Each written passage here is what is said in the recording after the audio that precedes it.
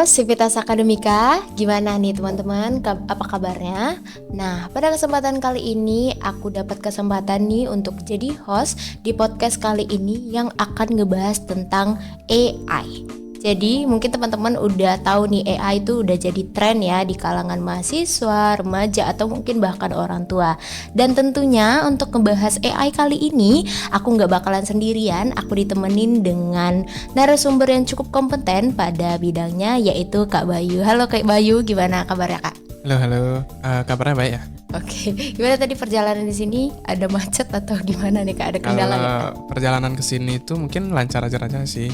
Tapi kan ya agak ngaret dikit karena ada nunggu pacarnya tadi siap-siap. Iya. Nah, aku pengen tanya nih sebelum kita lanjut ke topik obrolan Kak, boleh dikenalin dulu nama, prodi, semester dan asal atau mungkin kegiatan Kakak selama kuliah apa aja? Oke. Mungkin yang pertama aku akan kenalin nama dulu ya. Nama lengkap Ibu Tu Bayonanta Surya, biasa dipanggil Bayu, dari program studinya Pendidikan Teknik Informatika dari Fakultas Teknik dan Kejuruan FTK. Kemudian untuk semester di sini aku semester 6 dan memang mau ke 7 ya karena aku sudah nggak kuliah, istilahnya ada mata kuliah tuh udah nggak ada. Tinggal magang juga udah nggak, tinggal fokus skripsi sih jadinya sekarang. Kemudian asal dari Gianyar. Kemudian untuk kegiatan di kampus sekarang kebanyakan lomba. Mungkin yang sekarang masih berjalan itu gemastik, tahu? Oh iya. Gemastik, ikut animasi. Mungkin itu sih kegiatannya. Langsung aja kita ke pertanyaan pertama nih Kak. Menurut Kakak, sepengetahuan Kakak itu AI itu apa sih dan sejak kapan Kakak tahu tentang AI ini? Oke, mungkin langsung aja. Kalau AI cara itu singkatan dari Artificial Intelligence atau di bahasa Indonesianya kecerdasan buatan ya. Nah, ini itu kalau dibandingkan dengan teknologi kan tujuannya untuk mempermudah manusia. Tapi bedanya dengan teknologi dengan AI itu masih bisa belajar. Sedangkan teknologi itu misalkan kita mau ngebantu di bagian kendaraan, mobil. Nah, mobil itu pasti dia tetap aja kita perlu ganti device istilahnya untuk mengupgrade ke yang baru.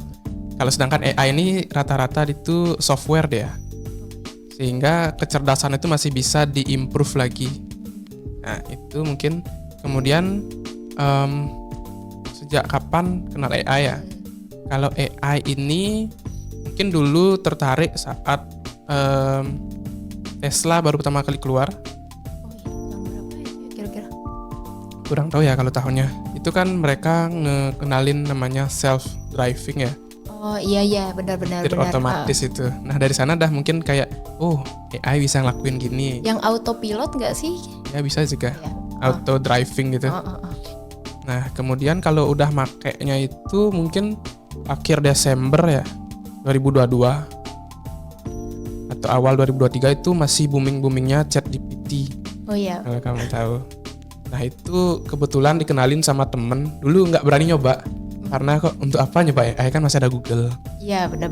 Ya gitu. Dan pas sudah pakai AI itu beda feel-nya gitu. Itu sih. Oke, gini Kak. Jadi kan Kakak tadi bilang itu AI adalah software. Nah, kenapa nih Kakak tertarik menggunakan teknologi AI ini dalam pembelajaran? Oke, kalau kita bahas AI dalam pembelajaran ya, itu mungkin bisa dilihat dari dua sisi. Kalau misalkan aku sebagai mahasiswa menggunakan AI itu sebagai untuk mempermudah dalam pencarian informasi. Contohnya misalkan Google. Google itu kan kita misalkan mau ngetik keyword misalkan rumus lingkaran misalkan gitu. Kita perlu ngelik lagi ke halaman websitenya, lagi nge-scroll. Kalau sedangkan di AI itu kita tidak terbatas pada rumus saja. Kita langsung bisa copy paste soal, langsunglah dikerjain sama AI-nya. Lebih gimana ya?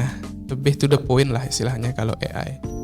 Itu kalau pembelajaran ya dalam sisi mahasiswa ya untuk mempermudah. Kemudian kalau untuk yang real world-nya itu atau yang sudah saya gunakan, contohnya lomba kemarin saya ikut KRI, Kontes Robot Indonesia.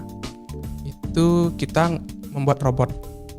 Nah, robot ini karena memang gimana ya, kita masih belajar, jadi untuk mempermudahnya itu kita pakai AI untuk pemrogramannya gitu. Misalkan buatkan pemrograman untuk menggerakkan kaki. Robotnya tuh robot berkaki dia, nggak pakai roda. Itu dah jadi dengan lebih mudah kita untuk istilahnya ada referensi lah dengan AI itu pembelajaran. Kemudian kalau perspektif tadi kan mahasiswa ya. Kemudian dari misalkan guru, perspektif dari pendidik nih. AI itu juga bisa digunakan di bagian pemantauan siswa. Kalau misalkan kita sebagai mahasiswa misalkan e-learning jika dipakaikan AI itu materinya itu akan menyesuaikan dengan kemampuan. Misalkan pembelajaran web learning nih, belajar web dasar misalkan. Ada tes. Nah, misalkan tes kalian dapat kecil, maka selanjutnya akan direkomendasikan referensi materi.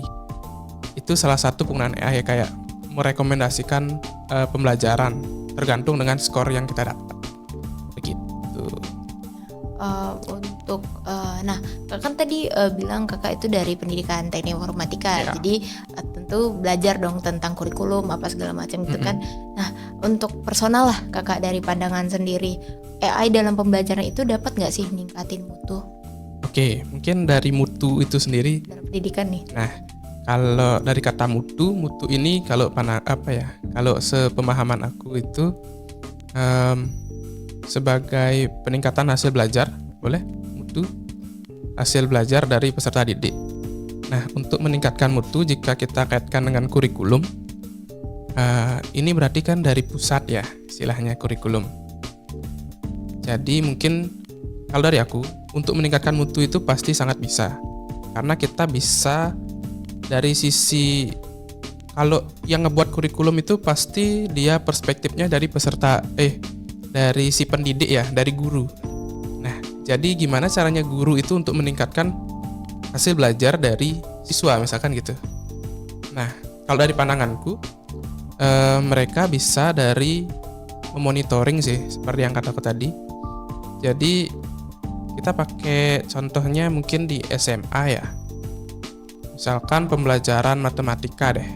Nah, matematika kalau sekarang kan serba online, pakai Google Classroom gitu-gitu, atau mungkin mereka ada kayak e-learningnya mereka sendiri.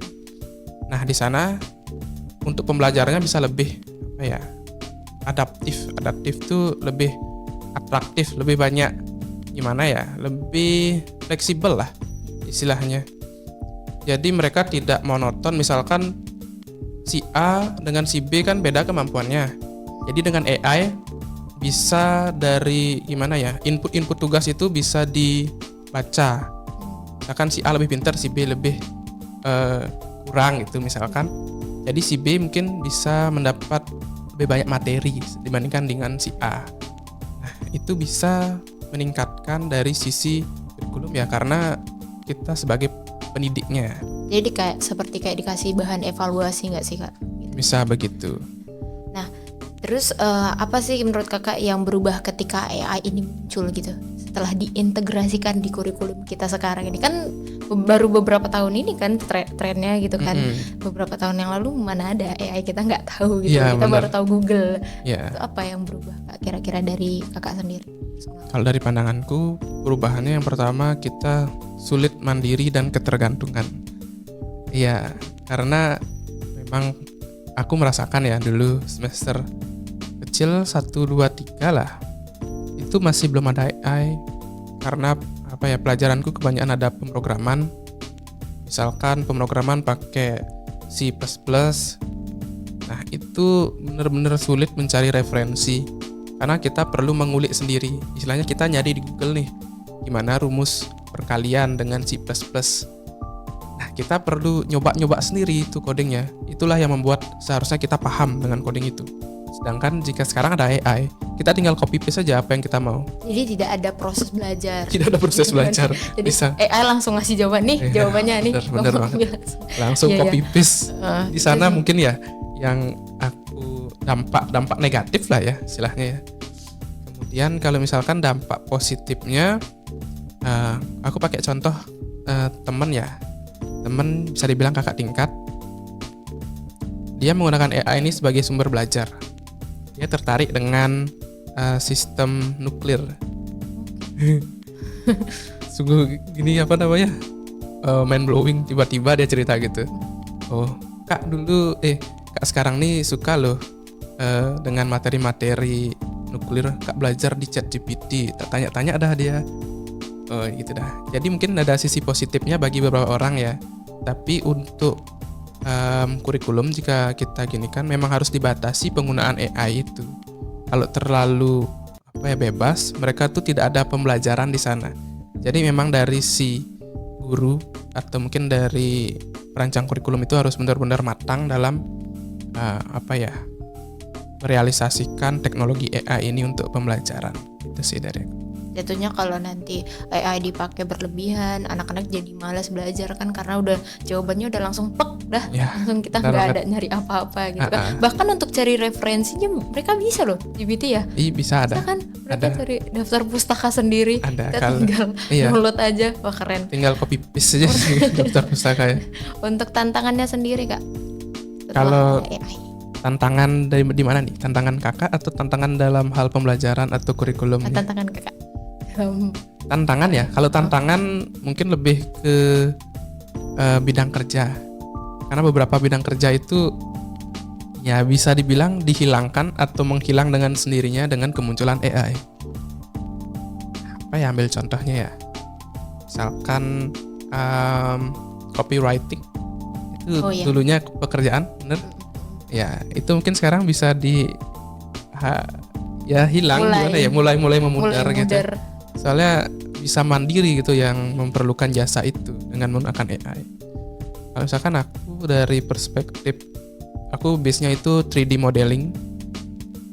Nah, itu mungkin sekarang udah banyak dengan automatic model, tinggal ngerekam misalkan nih pas bunganya, tinggal dipakai video aja, thread, nanti langsung lah jadi dia bentuk 3D-nya. Kalau dulu kan manual pakai aplikasi kayak ngematung gitu istilahnya di dalam aplikasi, itu emang lebih lama. Kalau 3D modeling itu ngambil sebelum ada AI itu durasi waktu ngerjainnya berapa lama kak? Kalau misalkan ya yang detail banget bisa berharian sih. Ya, kalau misalkan nggak detail sehari juga bisa kok. Setelah ada AI Ya cepet, langsung jadi. langsung jadi. Tadi kan kakak tadi 3D modeling nih, kakak bisa pakai AI nih. Gimana sih akses kakak untuk AI ini untuk belajar? Kira-kira boleh disebutin? Oke, mungkin akses ya. Mungkin kalau akses nih kita nyebutin beberapa AI dulu deh. Mungkin ada beberapa jenis AI yang kak ketahui. Yang pertama tuh ada chatbot. Chatbot ini seperti ChatGPT, itu fungsinya istilahnya mesin pencari. Mesin pencari itu kayak Google, tapi dengan bahasa yang dimanusiakan. Jadi kita ngechat AI itu seperti ajak ngobrol, ngechat seperti di WA gitu. Dijawabnya juga mirip. Itu chatbot, itu contohnya ada ChatGPT, ada Gemini itu punya Google. Kemudian ada Bing. Oh ya, tahu. Bing itu dari Microsoft. Oh iya benar-benar. Nah, kemudian apa lagi ya? Kalau untuk PPT, kak taunya tuh Gamma namanya. Gamma itu tinggal kita bikin aja promnya, istilahnya prom yang ngetik-ngetik gitu. Promnya itu kita tinggal buat, misalkan buatkan PowerPoint dengan materi ini. Langsung dah slide-nya tuh langsung muncul tes. Itu Gamma. Itu juga. Kemudian kalau misalkan untuk gamification, kayak misalkan kalian kan kita pendidik lah istilahnya nanti ya, jadi guru SPD, itu untuk membuat pembelajaran menjadi lebih edukatif dengan membuat game di kelas, misalkan quizzes. Itu sekarang udah ada udah ada fitur AI-nya yang ngebantu kita ngebuat game begitu. Mungkin kan tadi kakak ada nyinggung kan ikut lomba-lomba sekarang. Nah, apa sih kak, pernah nggak sih AI ini jadi pemegang penting lah dalam kakak ngikut lomba? Karena kan kakak tadi ada nyebutin. Nah, Itu boleh diceritain detail nggak? Oke, kalau lomba ya. Lomba itu Kak pakai contoh kontes robot Indonesia deh. Kak ikut divisi KR Sri. KR Sri itu kontes robot SAR Indonesia. Itu kita ngebuat robot minimal kaki itu kayak laba-laba istilahnya robotnya. Itu fungsinya untuk menyelamatkan korban. Nah, di sana itu untuk seleksi kita tentu ada proposal. Proposal itu yang menjelaskan tentang komponen dan juga coding yang kita buat untuk robotnya. Nah, di sana itu kalau kita mengandalkan AI, sebenarnya kataku itu sulit mengandalkan AI. AI itu cuma bisa dipakai untuk cari referensi. Kalau misalkan untuk perlombaan itu AI tidak cocok karena kalau misalkan ya, kalau pengalaman Kak, kita ada ngecek plagiarisme. Kalau pakai AI itu pasti kena besar, tinggi plagiarismenya. Jadi memang kita harus menggunakan bahasa sendiri, nggak bisa langsung copy paste. Kena penalti dong. Kan? Iya, makanya nggak bisa tinggal copy paste, itu nggak bisa. Kita harus mikir sendiri, ngetik gimana nih ngerubah kata-katanya dikit, paraphrase lah saya, paraphrase. Nah gitu, mungkin ya di sana ya untuk AI. Tapi untuk referensi pengetahuannya bagus dia AI-nya. Untuk harapan kakak nih untuk perkembangan teknologi AI, untuk mungkin pesan untuk adik-adik yang nonton sekarang ada nggak? Untuk mungkin ya adik-adik di Civitas Akademika, di Unixa, manfaatkanlah AI dengan bijak. Janganlah ketergantungan dan tetaplah belajar. Ya, mungkin itu sih kata-kata yang menurutku bagus ya. Mungkin itu aja sih Kak yang mau ditanyain. Oke.